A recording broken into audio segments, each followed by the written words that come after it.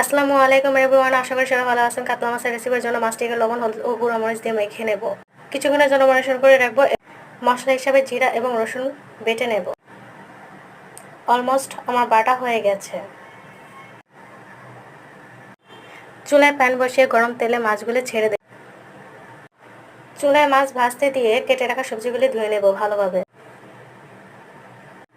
এখন মাছগুলিকে উল্টিয়ে পাল্টে দেব। মাছগুলি ভাজা হয়ে গেছে, এখন একটি করে উঠায় নেব। মাছ ভাজা তেলে তরকারি রান্না করবো, এক্সট্রা কোনো তেল দেবো না। এর জন্য পেঁয়াজ এবং কাঁচামরিচ দিয়ে দেবো। বেটে রাখা জিরা এবং রসুন বাটা দিয়ে পরিমাণ মতো হলুদ, লবণ ও গুঁড়া মরিচ দিয়ে দেবো। পানি দিয়ে মশলা কষিয়ে কেটে রাখা সবজিগুলি দিয়ে দেবো। মশলার সাথে সবজিগুলি কষিয়ে ভালোভাবে কষানো হয়ে গেলে পানি দিয়ে কিছুক্ষণ আবারও কষিয়ে নেব। পরিমাণ মতো পানি দিয়ে কিছুক্ষণ জাল করে নেব এবং মাছগুলি ছেড়ে দেব। কেটে রাখা টমেটো দিয়ে ফ্লেভারের জন্য ধনেপাতা দিয়ে